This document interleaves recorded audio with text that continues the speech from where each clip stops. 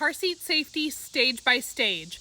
What is this type of seat doing for my child? Hi, I'm Emily. I'm a CPST. Let's go.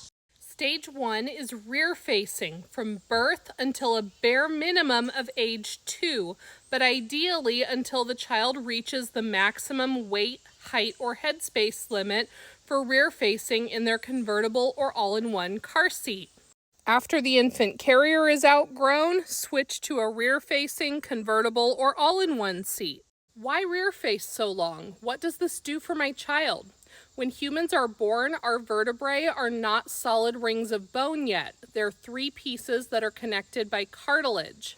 In a car crash, that cartilage can stretch further than your spinal cord can handle. Rear facing keeps your child's head, neck, and spine in line and presses them together into the shell of the car seat, which takes the brunt of those forces. So the more time we give kids rear facing, the more time their bodies and bones have to develop to protect and support their head, neck, and spine. Stage 2 is forward facing with a 5-point harness. Once your child is forward facing, leave them in their 5-point harness either until it's outgrown by reaching the weight, height, or torso limit, or until they are booster ready.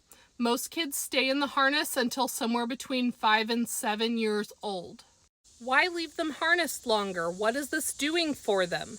The 5-point harness spreads the crash forces over a wider area of the child's body, and the harness is responsible for keeping your child in a safe position to be protected during a crash.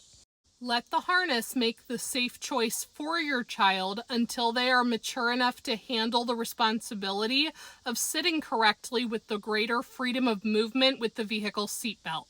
Then comes stage 3, booster seats. Children can start using a booster seat either when their 5-point harness is outgrown or when they are booster ready. That means at least 40 pounds, meets the height minimum stated on the booster, and has the maturity and self-control to sit correctly for the entire ride, even with the greater freedom of movement that the vehicle seatbelt allows.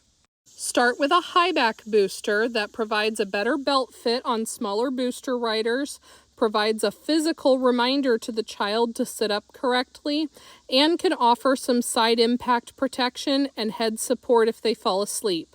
Once the backrest is outgrown, or when your child gets a proper belt fit and can sit correctly without the reminder of the backrest, they can start using a backless booster seat.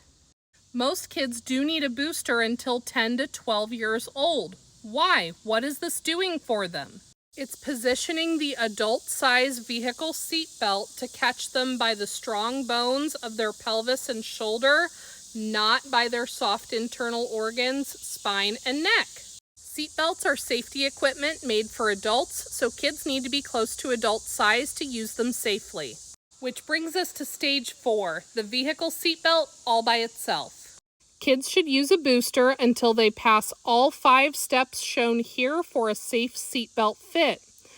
Most kids need a booster till 10 to 12 years old, but once they're out of one, still keep them in the back seat until at least 13. Why 13? We want kids to get into puberty with more bone density before they ride up front, so that their bones are able to handle the forces of a frontal airbag. There's your car seat whens and whys. What questions do you have?